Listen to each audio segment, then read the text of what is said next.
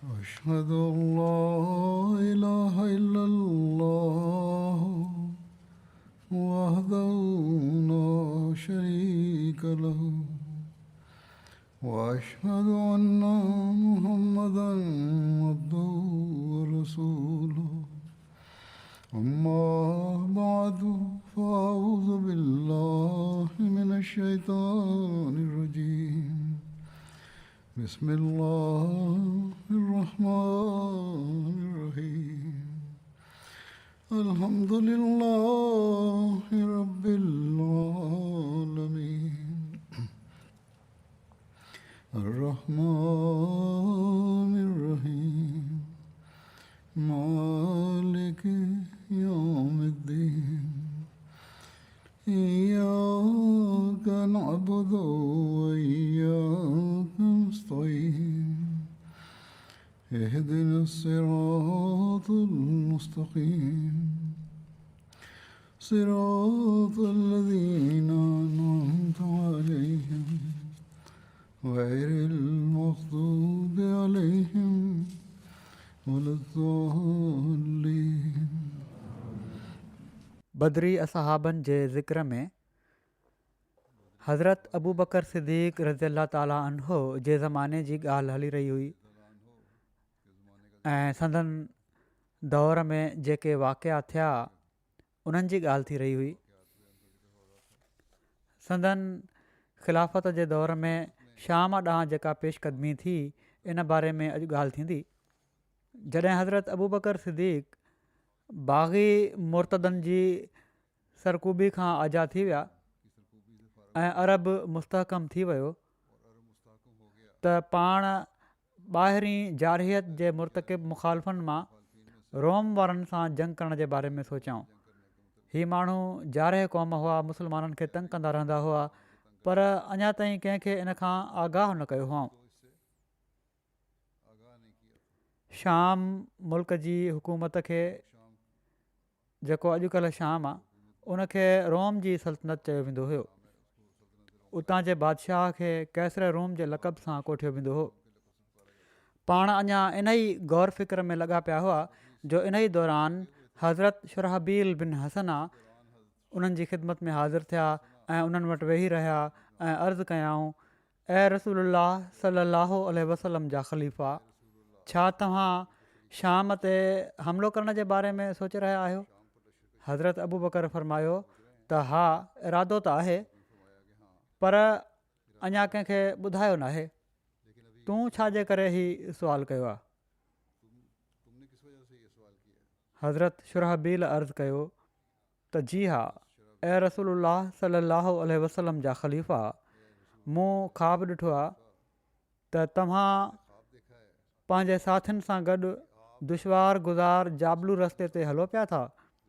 पोइ तव्हां हिकिड़ी बुलंद चोटीअ ते चढ़ी विया आहियो ऐं माण्हुनि ॾांहुं ॾिठुव ऐं तव्हां सां गॾु तव्हांजा साथी बि आहिनि.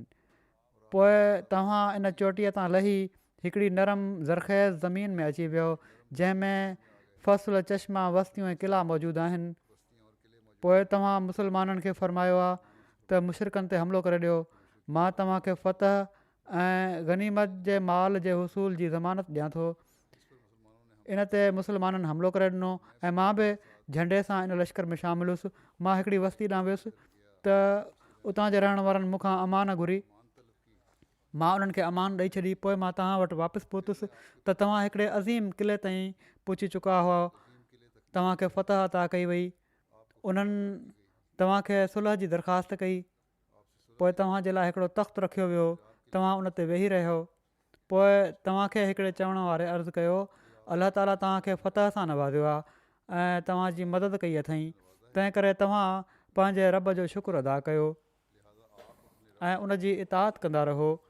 पोइ उन शख़्स हिननि आयतुनि जी तिलावत कई त इज़ा जा नस्रुल्लाहि वल फ़तह वरअयत अन्नास यदख़ुलून फ़ी दीनिल्लाहि अफ़वाजा फसब्बिह बिहम्दि रब्बिका वस्तग़फ़िरहु इन्नहु कान तव्वाबा.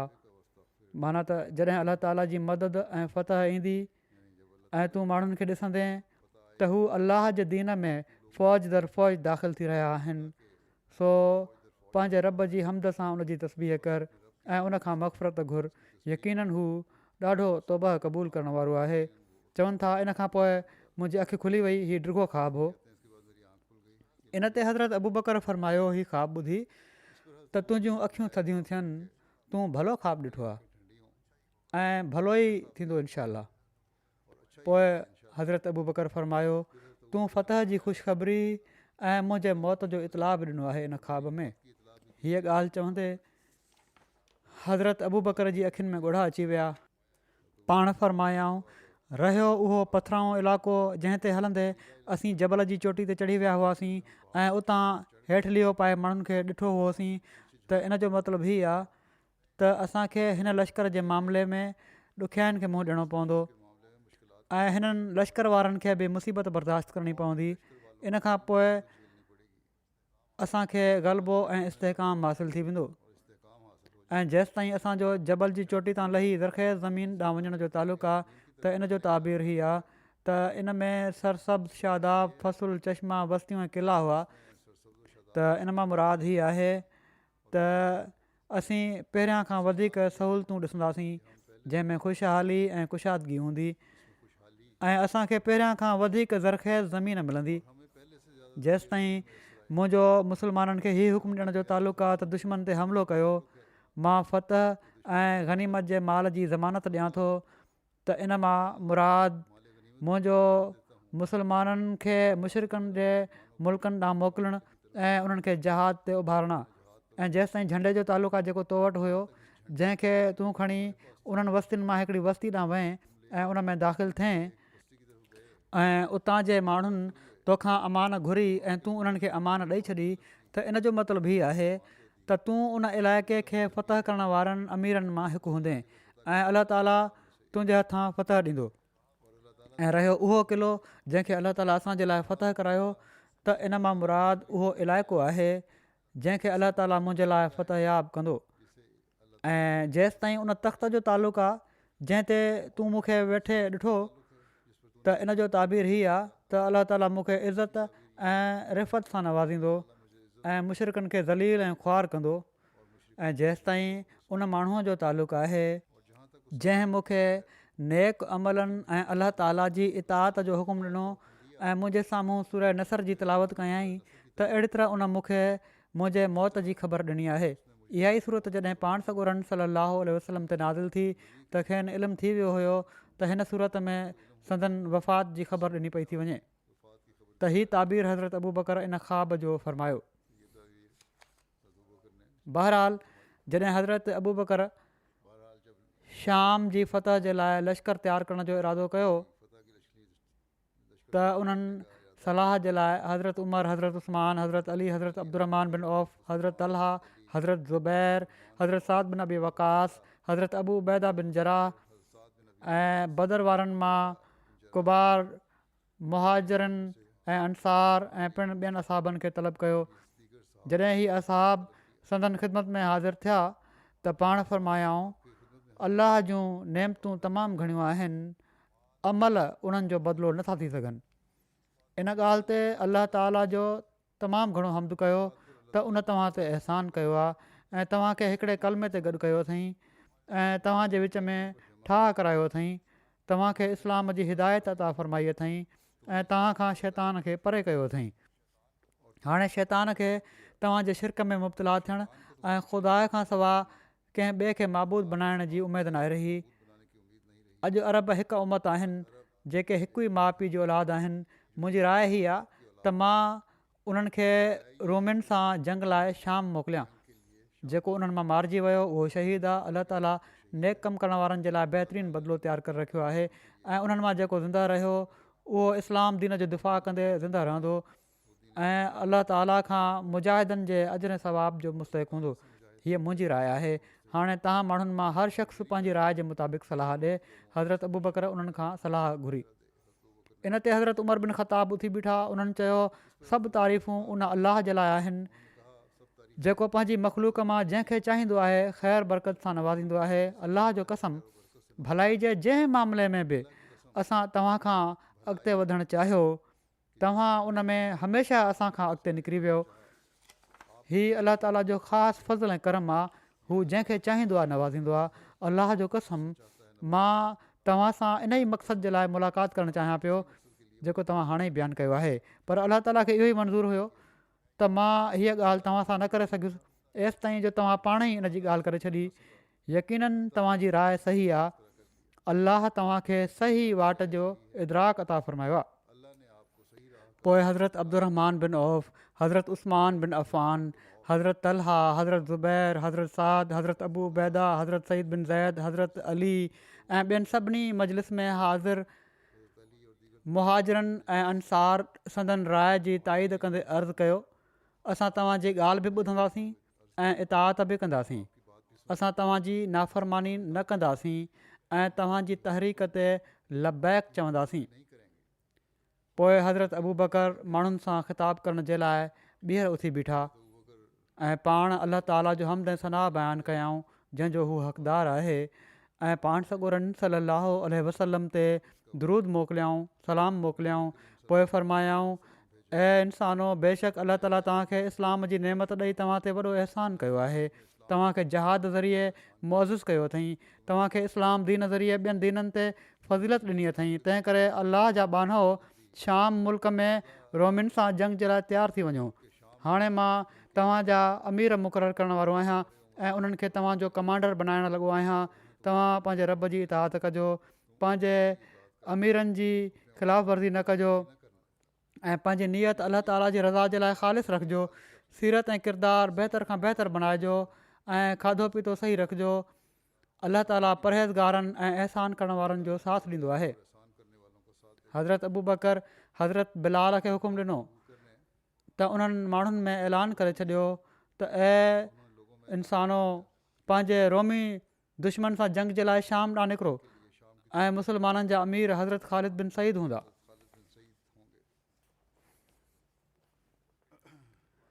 शाम मुल्क जी फ़तुहुनि जे सिलसिले में हज़रत अबू बकर रज़ी ताला अन्हो सभिनी खां पहिरियां हज़रत ख़ालिद बिन सईद खे रवानो फ़रमायो।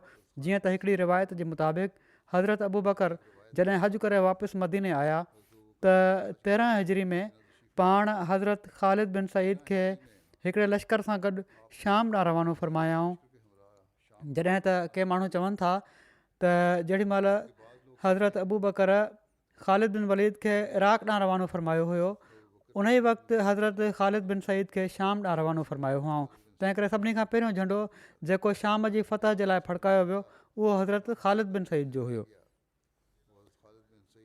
इन खां अलावा हिकिड़ी रिवायत मां मालूम थिए थो त जॾहिं हज़रत अबू बकर मुर्तदनि जे ख़िलाफ़ 11 लश्कर तयारु करे रवाना फ़रमाया हुआ त उन वक़्तु ई पाण हज़रत ख़ालिद बिन सईद खे शाम जी सरहदुनि जी हिफ़ाज़त जे लाइ तैमा वञण जो हुकुम ॾिनो हुयो ऐं हिदायत फ़रमाई हुआऊं त पंहिंजी जॻह तां न हटिजांइ, भर पासे जे माण्हुनि खे पाण सां मिलण जी दावत ॾिजांइ ऐं सिर्फ़ु उन्हनि माण्हुनि खे भर्ती कजांइ जेके मुर्तद न थिया हुजनि ऐं सिर्फ़ु उन्हनि सां जंग कजांइ जेके तव्हां सां जंग कनि, एसि ताईं जो मुंहिंजे तरफ़ां को ॿियो हुकुम अची वञे। तैमा जेको आहे हीअ बि शाम ऐं मदीने जे विच में हिकिड़ो मशहूरु शहरु आहे। हज़रत अबू बकर रोमिन ख़िलाफ़ जंग जे लाइ मदीने वारनि खां अलावा ॿियनि इलाइक़नि जे मुस्लमाननि खे बि तयारु करणु शुरू कयो ऐं उन्हनि खे जहाद में शामिलु थियण जी तरग़ीब ॾियारायाऊं।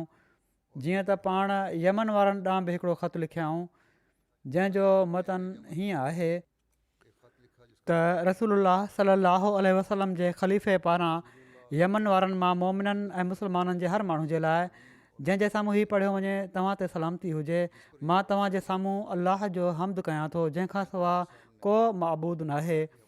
अलाह ताला मुस्लमाननि ते जहाद फ़र्ज़ु कयो आहे ऐं उन्हनि खे हुकुम ॾिनो अथई त हू उन जे लाइ थोरी तयारी या भरपूर तयारी करे निकिरनि। अलाह ताला फ़रमायो आहे व जाहिदू बि अमवालिकुम व अनफुसिकुम फ़ी सबीलिल्लाह, ऐं वाट ख़ुदा जी पंहिंजे मालनि ऐं पंहिंजनि जाननि सां जहाद कयो, सो जहाद लाज़मी फ़र्ज़ु आहे ऐं अलाह वटि उनजो अज़ीम अजुरु आहे। असां मुस्लमाननि खे शाम में रोमिन सां जहाद जे लाइ तयारीअ जो हुकुम ॾिनो आहे। उन्हनि जूं नियतूं सुठियूं ऐं रुतबो बुलंद आहे। सो ए अलाह जा बानो, पंहिंजे रब जे फ़र्ज़ु ऐं उनजे नबी जी सुनत ऐं ॿिनि मां हिकु नेकी ॾांहुं जल्दी कयो, या त शहादत या पोइ फ़तह ऐं गनीमत जो माल। अलाह ताला पंहिंजे बाने जी बेअमल ॻाल्हियुनि सां राज़ी न थींदो ऐं न उन जे दुश्मननि सां जहाद छॾण सां राज़ी थींदो आहे एसि ताईं जो हू हक़ खे क़बूलु करे वठनि ऐं क़ुर शरीफ़ जे हुकुम खे मञी वठनि। अलाह तव्हांजे दीन जी हिफ़ाज़त करे ऐं तव्हांजी दिलनि खे हिदायत ॾिए, तव्हांजे अमलनि खे पाक करे छॾे ऐं तव्हांखे सब्र करण वारनि मुजाहिदनि जहिड़ो अजुर अता करे। हज़रत अबू बकर हीउ ख़त हज़रत अनस बिन मालिक जे हथु मोकिलियो हुयो ऐं हज़रत अनस चवनि था त मां यमन पहुतुसि ऐं हिकु हिकु पाड़े ऐं हिकु हिकु क़बीले खां शुरूआति कई। मां उन्हनि जे साम्हूं हज़रत अबू बकर जो ख़तु पढ़ंदो हुउसि ऐं जॾहिं मां ख़तु पढ़ी वांदो थींदो हुउसि त चवंदो हुउसि त सभई तारीफ़ूं अलाह जे लाइ आहिनि ऐं मां शाहिदी थो ॾियां त अलाह खां सवाइ को मबूद न आहे ऐं मोहम्मद अलाह जा रसूल आहिनि सलाहु वसलम। मां रसूलुल्लाह सलाहु वसलम जे ख़लीफ़े ऐं मुसलमाननि जो पैगाम रसाईंदड़ आहियां। गौर सां ॿुधो, मां मुसलमाननि खे इन हालति में छॾियो आहे जो हू हिकिड़े लश्कर जी सूरत में गॾु आहिनि। उन्हनि खे पंहिंजे दुश्मन ॾांहुं रवानो थियण खां सिर्फ़ु तव्हांजे मन त तव्हांजे मदीने अचण जो इंतज़ारु रोकियूं बीठो आहे, सो तव्हां तकिड़ा पंहिंजे भाइरनि ॾांहुं वञो। ऐं मुसलमानो, अलाह तव्हां ते रहम करे। हज़रत अनस मदीने वापसि पहुता ऐं हज़रत अबू बकर खे माण्हुनि जे अचण जी ख़ुशख़बरी ॿुधाईंदे अर्ज़ु कयऊं त यमन जा बहादुर दिलेर ऐं शह सवार, छड़ो छड़ वारनि वारा ऐं धूड़ मिटी में भरियल तव्हां वटि पहुचण वारा आहिनि। हू पंहिंजे माल असबाब ऐं ॿार बचनि सां गॾु निकिरी पिया आहिनि। ॿिए पासे हज़रत ख़ालिद बिन सईद तैमा पहुची उते मुक़ीम थी विया ऐं भर पासे जूं केतिरियूं जमायतूं उन्हनि सां अची रलियूं। रोमिन खे मुसलमाननि जे इन अज़ीम लश्कर जी ख़बर पई त उन्हनि पंहिंजे असर हेठि अरबनि खां शाम जी जंग जे लाइ फ़ौजूं घुरियूं। हज़रत ख़ालिद बिन सईद हज़रत अबू बकर खे रोमिन जी इन तयारीअ जे बारे में लिखियो। हज़रत अबू बकर जवाब में लिखियो त तूं पेशकदमी कर, सफ़ा न घबराए ऐं अलाह खां मदद घुर। इन ते हज़रत ख़ालिद बिन सईद रोमिन ॾांहुं वधिया, पर जॾहिं पाण उन्हनि जे वेझो पहुता त हू हेॾे होॾे मुंतशिर थी विया ऐं उन्हनि पंहिंजी जॻह छॾे ॾिनी। हज़रत ख़ालिद बिन सईद उन जॻह ते क़ाबिज़ थी विया ऐं अक्सर माण्हू जेके उन्हनि वटि गॾु हुआ मुसलमान थी विया। हज़रत ख़ालिद बिन सईद हज़रत अबू बकर खे इन जो इतलाउ ॾिनो। हज़रत अबू बकर लिखियो, तूं अॻिते वधि, पर एॾो न अॻिते हलियो वञजांइ जो पुठियां दुश्मन खे हमिलो करण जो मौक़ो मिली वञे। हज़रत ख़ालिद बिन सईद उन्हनि माण्हुनि खे वठी हली पिया एसि ताईं जो हिकिड़ी जॻह ते मंज़िल कयऊं। उते उन्हनि जे मुक़ाबले ते हिकिड़ो रोमी पादरी बहान नाले आयो। हज़रत ख़ालिद बिन सईद उनखे शिकस्त ॾिनी ऐं उन जे लश्करनि मां केतिरनि खे क़तलु कयऊं ऐं बहान फ़रार थी दिमिश्क ॾांहुं पनाह वरिती। हज़रत ख़ालिद बिन सईद इन जो इतलाउ हज़रत अबू बकर खे ॾेई वधीक कुमक घुरी। उन वक़्तु हज़रत अबू बकर वटि यमन मां शाम जे जहाज़ जे मक़सद सां शुरूआती तौर ते उतां हली अचण वारा माण्हू मौजूदु हुआ। इन खां अलावा मके ऐं यमन जा विचा माण्हू बि आयल हुआ। इन्हनि माण्हुनि में हज़रत ज़ुल्क़िला बि हुआ। पिणु हज़रत इकरमा बि मुर्तदनि जे ख़िलाफ़ जंग तां कामयाबु थी हज़रत अबू बकर वटि वापसि मोटिया हुआ, जिन सां गॾु कुझु इलाइक़नि जा ॿिया माण्हू बि हुआ। इन्हनि सभिनी जे बारे में हज़रत अबू बकर सदकनि वारनि अमीरनि खे लिखियो त जेके माण्हू तब्दीली जा ख़्वाहिशमंद हुजनि उन्हनि खे तब्दील करे छॾियो। त सभिनी तब्दील थियणु चाहियो ऐं इन्हनि सभिनी खे तब्दील करे हिकिड़ो नओं लश्कर तयारु कयो वियो। तंहिं करे इन लश्कर जो नालो जैश उल बिदाल पइजी वियो। हीअ फ़ौजूं हज़रत ख़ालिद बिन सईद वटि पहुतियूं। इन खां बाद बि हज़रत अबू बकर माण्हुनि खे शाम जी जंग जे लाइ तरग़ीब ॾियाराईंदा रहिया। हज़रत अबू बकर हज़रत वलीद बिन उक़बा खे हज़रत ख़ालिद बिन सईद ॾांहुं शाम पहुचण जो इरशाद फ़रमायो। हू जॾहिं हज़रत ख़ालिद बिन सईद वटि पहुता त उन्हनि हिननि खे ॿुधायो त मदीने वारा पंहिंजे भाइरनि जी मदद जे लाइ बेताब आहिनि ऐं हज़रत अबू बकर फ़ौजूं मोकिलण जो बंदोबस्तु कनि पिया था। हीअ ॿुधी हज़रत ख़ालिद बिन सईद जी ख़ुशीअ जी हद न रही ऐं उन्हनि इहो सोचे त रोमिन ते फ़तह याबी जो फ़ख़्रु उन्हनि जे हिसे में अचे। हज़रत वलीद बिन उक़बा खे साण वठी रोमिन जी अज़ीमुशान फ़ौज ते हमिलो करणु चाहियो, जंहिंजी क़यादत उन्हनि जो सिपह सालार बहान करे रहियो हुयो। ॼण त हज़रत ख़ालिद बिन सईद रोमी लश्कर ते हमिलो करण महिल हज़रत अबू बकर जी इन हिदायत खे नज़रअंदाज़ करे छॾियो त तूं एॾो अॻिते न हलियो वञजांइ जो पुठियां दुश्मन खे हमिलो करण जो मौक़ो मिली वञे। ऐं बहरहाल हू पंहिंजे पुठिएं पासे जे दिफ़ा खां गाफ़िल थी विया ऐं ॿियनि अमीरनि जे पहुचण खां पहिरियां ई रोमिन सां जंग शुरू करे ॾिनऊं। बाहान पंहिंजे साथियुनि सां गॾु उन्हनि जे साम्हूं खां हटी करे दिमिश्क ॾांहुं निकिरी वियो। बाहान जो पोइ ते हटणु असुल में हिकिड़ी चाल हुई। हू मुस्लमाननि ते कड़ो चाढ़े पुठियां उन्हनि ते हमिलो करणु चाहे पियो। इन ख़तरे खां हज़रत अबू बकर उन्हनि खे ख़बरदार कयो हुयो, पर कामयाबी जे जज़्बे हज़रत ख़ालिद बिन सईद खे ख़लीफ़े वक़्त जी इन तंबीअ खां गाफ़िल करे छॾियो ऐं अॻिते वधण ते उकसाए छॾियो। हज़रत ख़ालिद बिन सईद दुश्मन जी फ़ौज में अॻिते घिड़ंदा विया। इन वक़्तु उन्हनि सां गॾु हज़रत वलीद बिन उक़बा खां अलावा हज़रत ज़ुल्क़िला ऐं हज़रत इकरमा बि हुआ। उते हज़रत ख़ालिद बिन सईद खे बाहान जी फ़ौजी चौकियुनि रलजी महसूरु करे वरितो ऐं उन्हनि जा रस्ता रोके वरितऊं। हज़रत ख़ालिद खे इन जी ख़बर बि न पई। इन खां पोइ बाहान पेशकदमी कई ऐं हिकिड़े हंधि हज़रत ख़ालिद जे पुट सईद खे कुझु माण्हुनि सां गॾु पाणी जी ॻोल्हा में घुमंदे ॾिठी वरितईं ऐं उन्हनि सभिनी खे क़तलु करे छॾियईं। हज़रत ख़ालिद बिन सईद खे इन जी ख़बर पई, माना त उन्हनि जे पुट ऐं उन्हनि जे साथियुनि जे क़तलु थियण जी ख़बर पई, शहीद थियण जी, त सुवारनि जे हिकिड़े दस्ते सां गॾु उतां भॼी विया ऐं बजाए इन जो मुक़ाबिलो कनि हा उतां छॾे हलिया विया। इन्हनि खां पोइ केतिरा ई साथी बि घोड़नि ऐं ऊठनि ते चढ़ी पंहिंजे लश्कर खां मुनक़ते थी विया।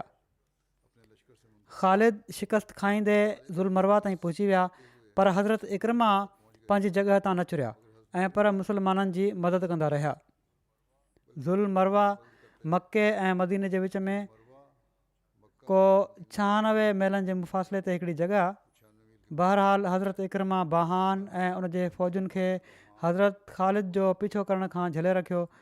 इन जो इतलाउ जॾहिं हज़रत अबू बकर खे थियो त पाण हज़रत ख़ालिद ते नाराज़गी जो इज़हार फ़रमायाऊं ऐं मदीने में दाख़िल थियण जी इजाज़त न ॾिनऊं।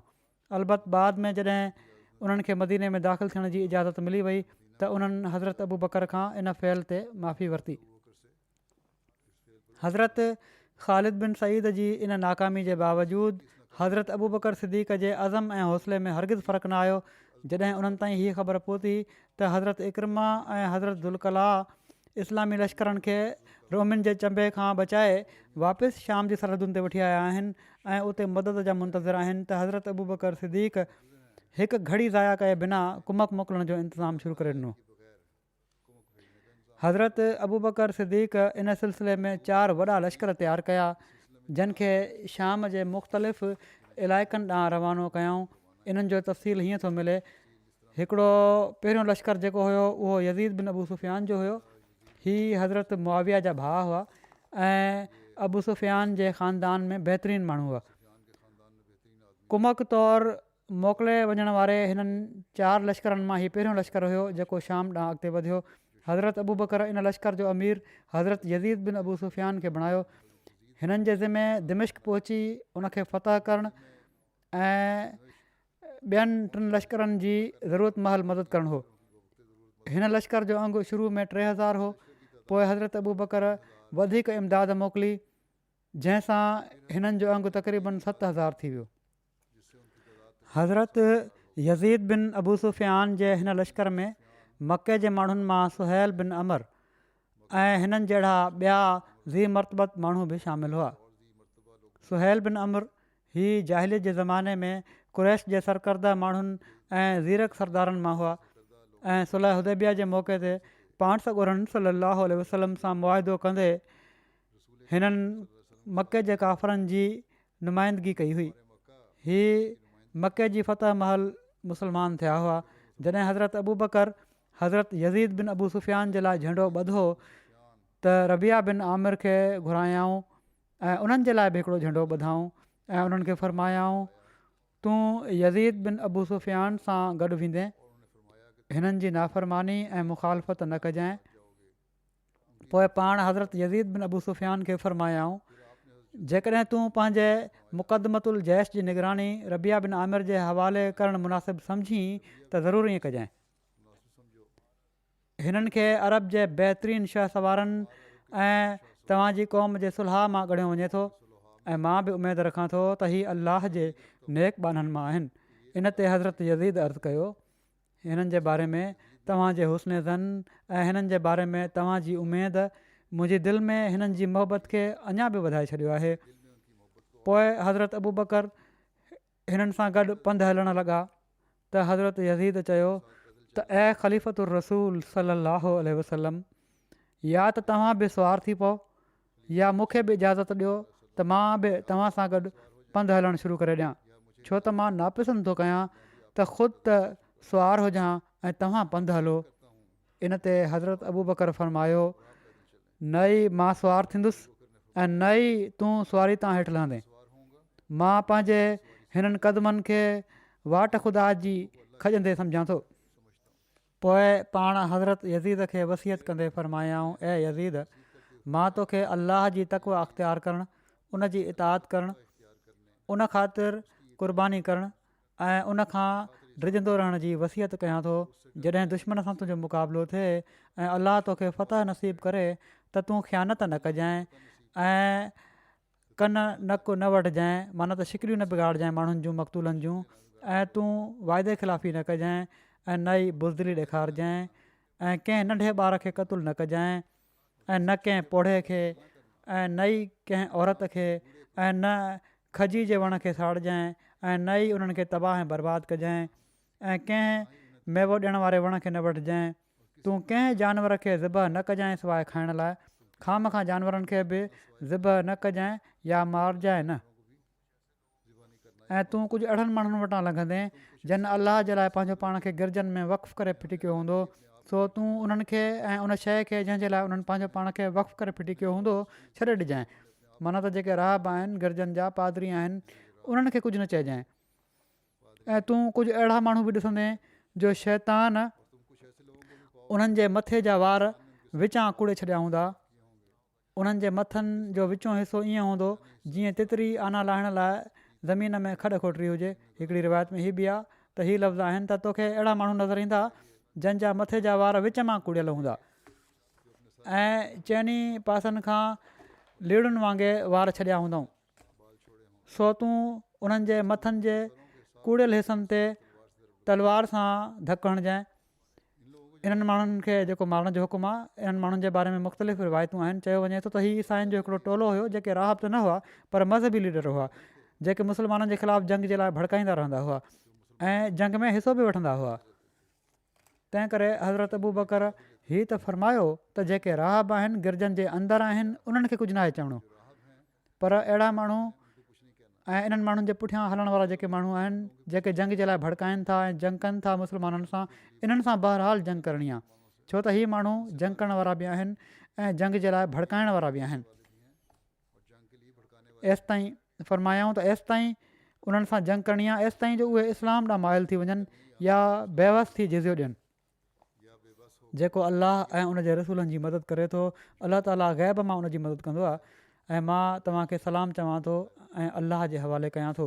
हिकिड़ी ॿी रिवायत में हिननि खां अलावा मज़ीद हिदायत जो बि ज़िक्र मिले थो, जीअं त लिखियलु आहे त हज़रत अबू बकर हज़रत यज़ीद बिन अबू सुफ़ियान खे फ़रमायो, मां तोखे वाली मुक़ररु कयो आहे त जीअं तोखे आज़मायां, तुंहिंजो तजुर्बो कयां ऐं तोखे ॿाहिरि कढी तुंहिंजी तरबियत कयां।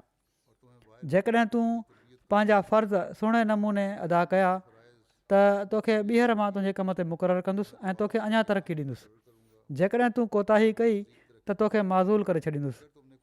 अलाह जी तक़वा तूं लाज़मी कर, हू तुंहिंजे अंदर खे ईअं ई ॾिसे थो जहिड़ी तरह ज़ाहिर खे ॾिसे थो।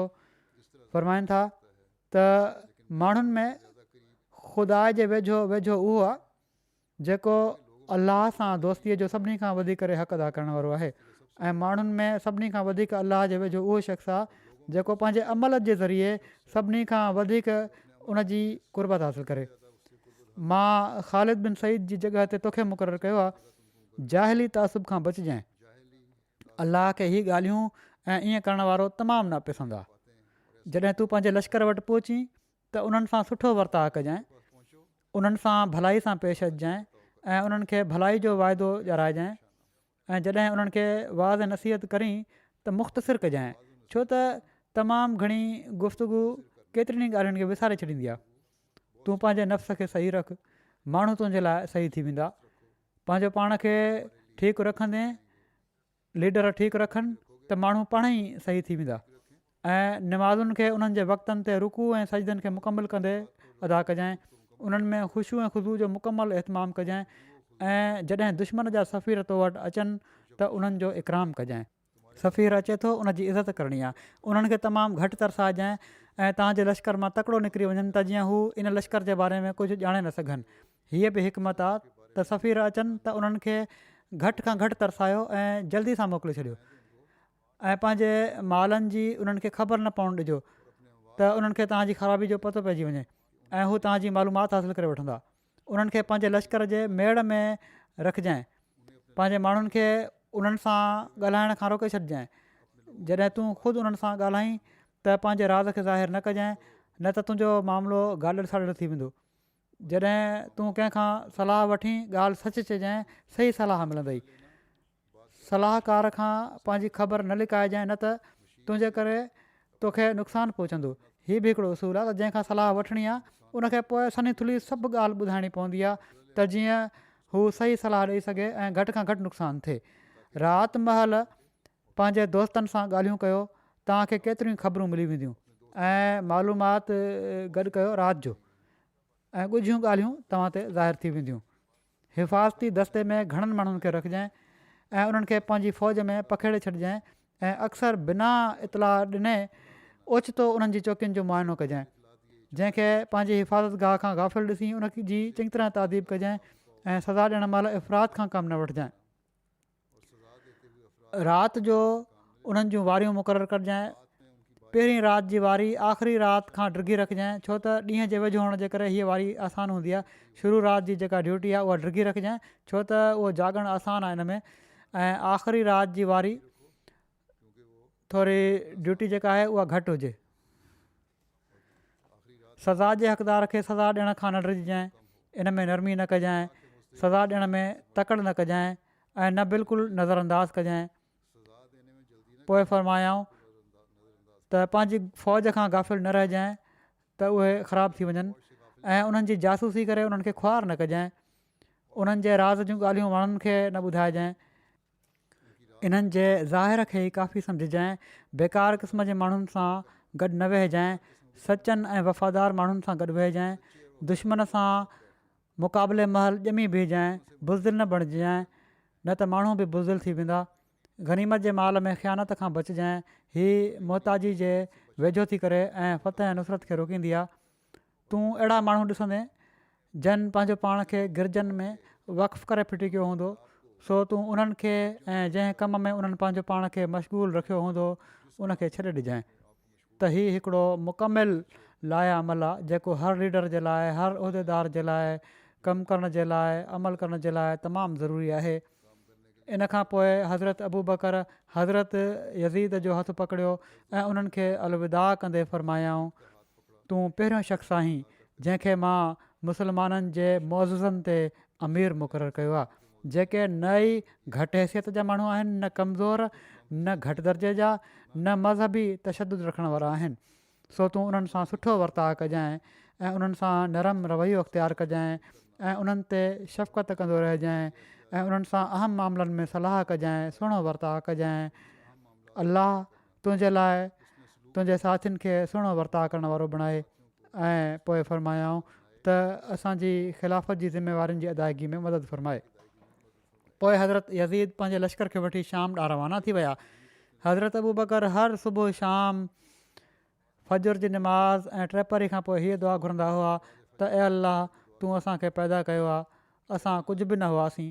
पोइ तूं पाण वटां रहमत ऐं फज़ुल नाज़िल कंदे असां ॾांहुं हिकिड़ो रसूल मोकिलियो पोइ तूं असांखे हिदायत ॾिनी जॾहिं त असां गुमराह हुआसीं ऐं तूं असांजनि दिलनि में ईमान जी मोहबत विझी छॾी जॾहिं त असीं काफ़र हुआसीं असां अंग में थोरा हुआसीं तूं असांखे घणो कयो असीं छिड़वछड़ हुआसीं तूं असांखे गॾु करे छॾियो असीं कमज़ोर हुआसीं तूं असांखे ताक़त बख़्शी पोइ तूं असां ते जहाद फ़र्ज़ु कयो ऐं असांखे मुशरिकनि सां उन वक़्त ताईं जंग करण जो हुकुम ॾिनई एसि ताईं जो हू ला इलाहा इल्लल्लाह जो इक़रार करे वठनि ऐं हू पंहिंजे हथ सां जिज़ियो ॾियनि ऐं हू बेवस थी चुका हुआ या त मुस्लमान थी वञनि या जेकॾहिं मुस्लमान नथा थियनि त पोइ जिज़ियो ॾियनि ऐं अलाह असां तुंहिंजे उन दुश्मन सां जहाज़ जे बदिले तुंहिंजी राज़ जा ख़्वाहिशमंद आहियूं जंहिं तोसां शरीक करार ॾिनो ऐं तोखां सवाइ ॿियनि महबूदनि जी इबादत कयईं। ऐं अलाह तोखां सवाइ को महबूद नाहे। ज़ालिम जेको चवनि था तुंहिंजो शान उनखां तमामु बुलंद आहे। ऐं अलाह पंहिंजे मुशरिक़ दुश्मननि जे मुक़ाबले में पंहिंजे मुस्लमान ॿारनि जी मदद फ़रमाए। ऐं अलाह उन्हनि खे आसान फ़तह नसीबु फ़रमाए ऐं उन्हनि जी भरपूर मदद कर। उन्हनि मां जेके घटि हिमत वारा आहिनि उन्हनि खे बहादुर बणाए छॾ ऐं उन्हनि जे क़दमनि खे सबात बख़्श ऐं उन्हनि जे दुश्मननि खे थिड़े छॾ ऐं उन्हनि जी दिलनि में रोब विझी छॾ ऐं उन्हनि खे तबाह ऐं बर्बादु करे छॾ ऐं उन्हनि खे पाड़ खां पटे छॾ ऐं उन्हनि जी ॿनियुनि खे तबाह करे छॾ ऐं असांखे उन्हनि जी ज़मीनुनि उन्हनि जे घरनि ऐं उन्हनि जे मालनि ऐं उन्हनि जे निशाननि जो वारिस बणाए ऐं तूं असांजो वली ऐं असां ते महिरबानी थी वञ ऐं असांजे मामलनि खे सही करे छॾ। तुंहिंजियुनि नेमतुनि मां हिसो हासिलु करण जे लाइ असांखे शुक्रगुज़ार माण्हुनि मां बणाए छॾ। तूं असांखे ऐं मोमिन मर्दनि ऐं मोमिन औरतुनि खे ऐं मुस्लमान मर्दनि ऐं मुस्लमान औरतुनि खे बि बख़्शे छॾ। हिननि मां जेके ज़िंदा आहिनि उन्हनि खे बि ऐं जेके फ़ौत थी विया आहिनि उन्हनि खे बि अलाह असांखे ऐं तव्हांखे दुनिया ऐं आख़िरत में कौल साबित सां मज़बूती सां बीहण वारो बणाए। यकीनन हू मोमिननि सां वॾो महिरबानी ऐं बार बार रहम करण वारो आहे।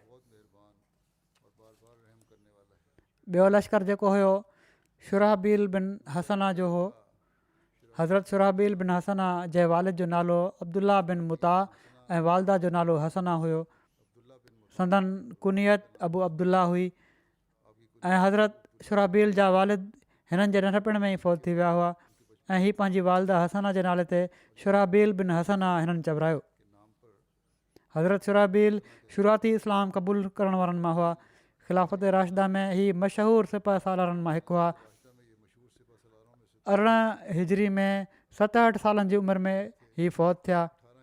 हज़रत शुराहबील बिन हसना जी रवानगी जे लाइ हज़रत अबू बकर हज़रत यज़ीद बिन अबू सुफ़ियान जी रवानगी जे 3 ॾींहंनि खां पोइ तारीख़ मुक़ररु फ़रमाई। जॾहिं 3 ॾींहुं लंघे वियो त पाण हज़रत शुराहबील खे अलविदा चयाऊं ऐं फ़रमायाऊं ऐं शुराहबील छा तूं यज़ीद बिन अबू सुफ़ियान खे जेका वसियत मूं कई हुई उहा न ॿुधी आहे? उन्हनि अर्ज़ु कयो छो न, जेके नसीहतूं मूं पढ़ियूं आहिनि पहिरियां मूं ॿुधियूं आहिनि।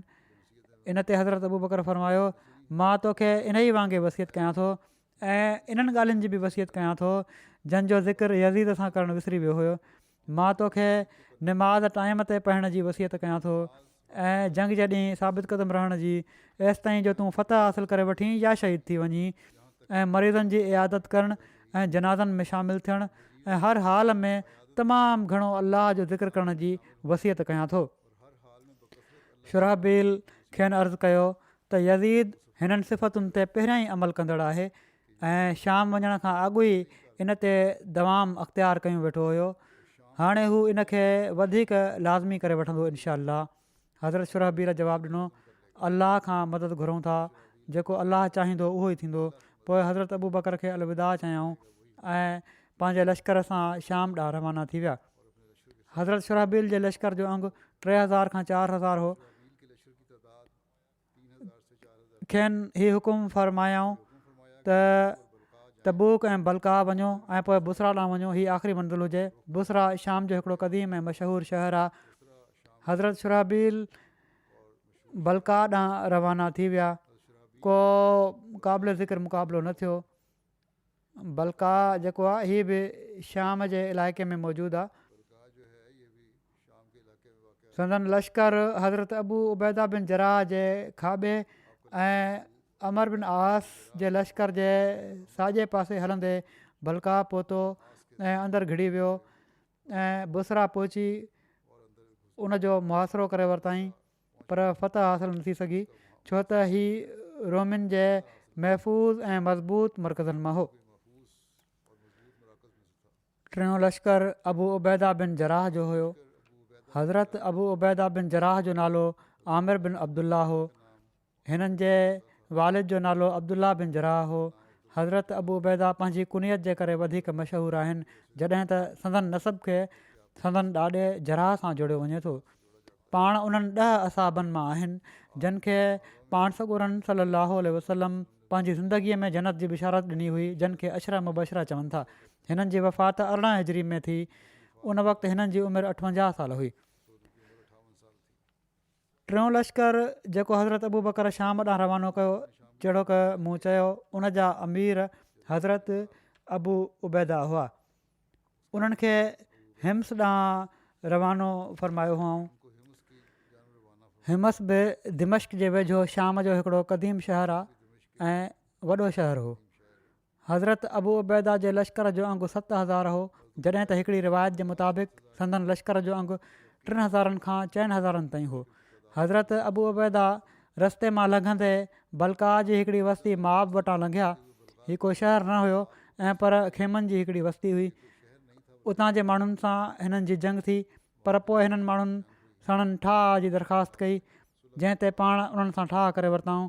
हीअ सभिनी खां पहिरियों ठाह हुयो जेको शाम जे इलाइक़े में थियो। हज़रत अबू बकर हज़रत अबू उबैदा सां कैस बिन हुबैरा खे बि रवानो फ़रमायो हुयो।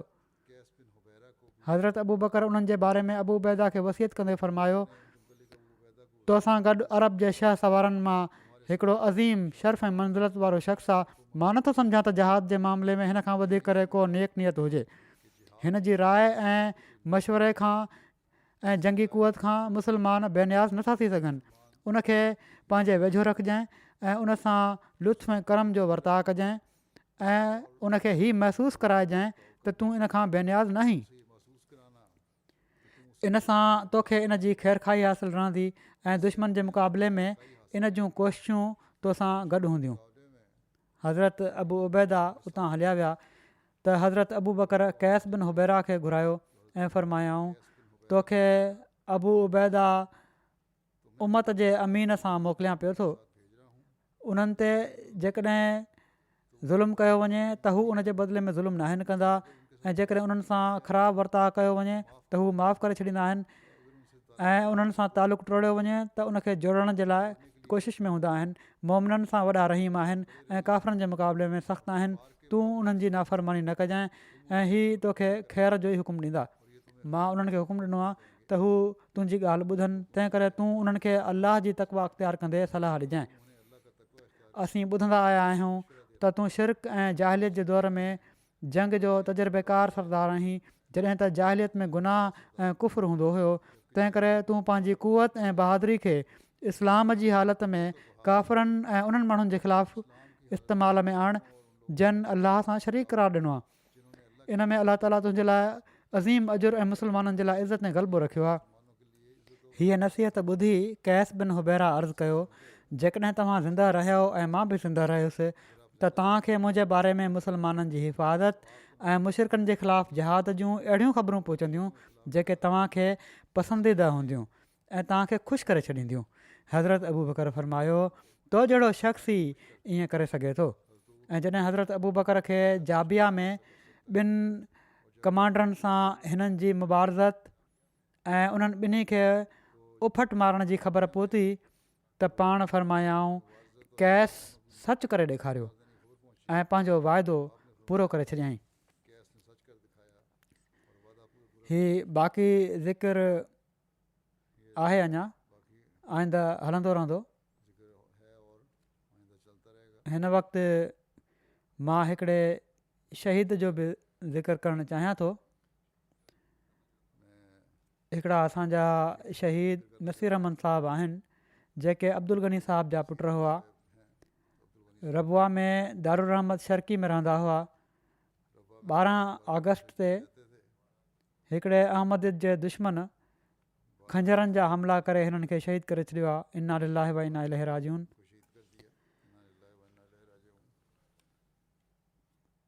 तफ़सीलनि जे मुताबिक़ नसीर अहमद साहबु बस स्टॉप ते पंहिंजे हिकिड़े अख़बार विकिणण वारे दोस्त वटि बीठा त हिकिड़ो मज़हबी जुनूनी हाफ़िज़ शहज़ाद हसन उते अची वियो ऐं हिननि खां पुछा कयईं, छा तव्हां अहमदी आहियो? जंहिं ते नसीर अहमद साहबु जवाब में चयो, मुंहिंजो तालुक़ु जमायत अहमदीअ सां आहे। जंहिं ते उन माण्हूअ जमायत जे ख़िलाफ़ु नारा हणण जो मुतालबो कयो। इनकार ते थैली मां खंजर कढी नारा हणंदे नसीर अहमद साहब ते हमला कयईं। केतिरा ई हमला कयईं ऐं कुझु सेकंडनि में एॾा हमला कयईं जो उहे मौतमार साबित थिया। बहरहाल खंजर जे केतिरनि ई हमलनि जो ताब न आणींदे ई शहीद थी विया। हिननि जी उमिरि शहादत महल 62 साल हुई। वाक़े खां पोइ कातिल पंहिंजे बयान में चयो त मूंखे इन फ़ेल ते का शर्मसारी नाहे ऐं अॻिते बि मौक़ो मिलियो त इहो कमु कंदुसि। हीउ सॼो वाक़ियो जेको थियो आहे हीउ 1-2 मिंटनि में ई थियो ऐं पर 1 मिंट जे अंदरि ई अंदरि ई ऐं चवनि था त 2-2.5-3 मिंटनि अंदरि अंदरि हिननि खे अस्पताल बि पहुचायो वियो। पर बहरहाल अलाह खे इहो ई मंज़ूरु हुयो ऐं जेके बि हमला हुआ उहे मौतमार साबित थिया ऐं शहीद थी विया। शहीद मरहूम जे ख़ानदान में अहमदियत मरहूम जे ॾाॾे मुकरम फ़ैरोज़दीन साहब ऑफ रायपुर ज़िले सियालकोट ज़रिए आई। जन 1935 में ख़िलाफ़त सानिया में बैत करे अहमदियत में शमूलियत इख़्तियार कई हुई। प्राइमरी तालीम खां पोइ हिननि अॻिते पढ़ाई न कई ऐं पंहिंजे अबाणे पेशे ॿनी ॿारे में लॻी विया। पोइ ही ॿाहिरि बि कुझु वक़्तु रहिया, मलेशिया वग़ैरह में नौकिरी कंदा रहिया। पोइ पाकिस्तान हलिया आया। 10 साल पहिरियां ही रायपुर ज़िले सियालकोट मां रबुआ शिफ्ट थिया। अॼुकल्ह फ़ारिग़ हुआ, को कमु न करे रहिया हुआ, दिलि जा मरीज़ बि हुआ। घणो वक़्तु महल जी सतह ते जमायती ख़िदमतुनि में गुज़ारींदा हुआ। हिन वक़्तु बि मजलिस अंसारुल्लाह में मुंतज़िम अंसार ऐं मौसल सूबा माल तौरु ख़िदमत जी तौफ़ीक़ हासिलु करे रहिया हुआ। तमामु घणियुनि ख़ूबियुनि जा मालिक हुआ। महले में हर कंहिं जी मदद, ख़ुशूसी तौर ते यतीमनि ऐं ग़रीबनि जी मदद जे लाइ हर वक़्तु तयारु रहंदा हुआ। मस्जिद जी सफ़ाई जो बि ख़्यालु ख़ासि रखंदा हुआ। तमामु ईमानदार, महिनती, सभिनी सां सुठी तरह मिलण वारा ऐं दिलर इंसान हुआ। हिननि जी टंग में धकु लॻण जे करे फ्रैक्चर थी वियो हुयो। इन जे करे घुमण फिरण में बि ॾुखियाई हुई। पर इन जे बावजूद बि राति महल जमायती तौर ते जेकॾहिं सॼो वेंदो हुन ड्यूटी ऐं पहरे लाइ त हाज़िर थी वेंदा हुआ। ख़ुतबो ॿुधण जो बाक़ाइदा इंतज़ाम हुन। निमाज़ूं ख़ुशूसी तौर ते एतमाम करे पढ़ंदा हुआ ऐं जाइज़ो बि वठंदा हुआ पंहिंजे पाड़े में। ख़िलाफ़त सां हिननि जो आशिकाणो इश्क़ हो। फजर जी नमाज़ खां पोइ 1 कलाकु मोबाइल ते तिलावत समात करणु हिननि जो रोज़ानो जो कमु हुयो। तक़रीबन रोज़ानो दुआ जे लाइ क़ब्रिस्तान वेंदा हुआ, बेश्ती मक़बरे में बि।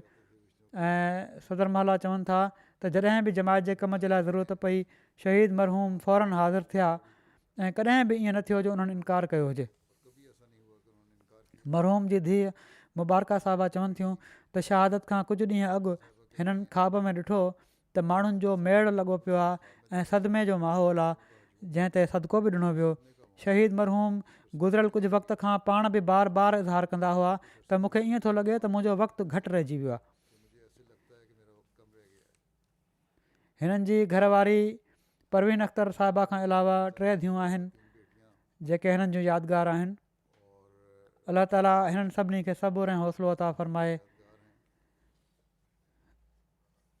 हिननि जा भाउ तनवीर अख्तर साहब चवनि था त ज़ाहिरी तालीम ऐं जमायत जे बारे में जेतोणीकि एतिरो इल्मु न हुन, पर नंढपण खां ई जमायत जे लाइ तमामु घणी गैरत हुअनि ऐं ख़िलाफ़त सां तमामु घणो प्यारु हुन। हिकिड़ा दिलि जा सादड़ा ऐं मुख़लिस इंसान हुआ ऐं ॿियनि खे ख़ुशि ॾिसी उन्हनि खे ख़ुशी थींदी हुई। लाहौर मां ईदुनि जे मौक़े ते घर ईंदा हुआ त तमामु घणो खाधे पीते जो सामान वठी ईंदा हुआ ऐं हमेशह तमामु भला नवां कपिड़ा पंहिंजे लाइ सिलाई कराए आणींदा हुआ ऐं सिर्फ़ु चवनि था त ईद जे ॾींहुं पाईंदा हुआ ऐं पोइ उहो जोड़ो, छो त मां वक़फ़े ज़िंदगी हुउसि, त मूंखे ॾेई छॾींदा हुआ ऐं मुंहिंजो पुराणो जोड़ो खणी वेंदा हुआ। हिननि जो भाइटियो चए थो त फ़ोन हर वक़्तु साण रखंदा हुआ त जमायत मां कंहिंखे मदद जी ज़रूरत पइजी सघे थी। जेकॾहिं फ़ोन न हूंदी साण त कीअं राब्तो थींदो। राति जे वक़्तनि में बि फ़ोन वॼंदी हुई त फ़ौरन उथी जमायत जी ख़िदमत जे लाइ तयारु थी वेंदा हुआ। रबुआ जी कुंड कुंड में बि मदद जे लाइ वञिणो पवंदो हुन त वेंदा हुआ। रत जे अतियनि जे लाइ हमेशह तयारु रहंदा हुआ ऐं अहिड़ी तरह केतिरनि ई माण्हुनि जूं जानियूं बचाइण जो सबबु बणिया। दिलि जी बीमारी जी पाण कॾहिं बि परवाह न कयूं। हिननि जे वेझो ज़रूरतमंदनि जी मदद करणु अख़लाक़ी फ़र्ज़ु हुयो। जंहिंजी खेनि पंहिंजी बीमारी खां वधीक अहमियत हुई। अलाह ताला शहीद मरहूम जा दर्जा बुलंद फ़रमाए ऐं जन्नतुल फ़िरदौस में आला मक़ाम अता करे ऐं पोइ रहिजी वियल घर भातियुनि जो बि हामी नासिर थिए। हिननि जी नेकिन खे जारी रखण जी हिननि जी औलाद खे बि तोहफ़ी ॾे। निमाज़ खां पोइ मां इनशा हिननि जी ग़ाइब जनाज़े जी निमाज़ बि पढ़ाईंदुसि।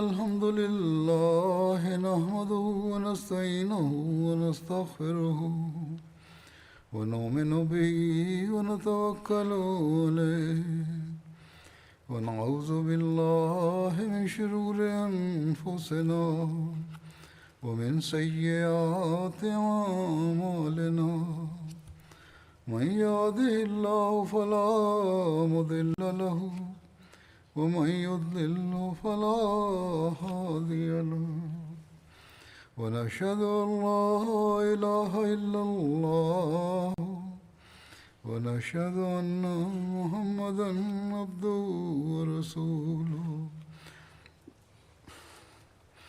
इबादल्लाहि रहिमकुमुल्लाह इन्नल्लाह यअमुरु बिल अदलि वल इहसानि وإيتاء ذي القربى وينهى عن الفحشاء والمنكر والبغي يعظكم لعلكم تذكرون اذكروا الله يذكركم وادعوه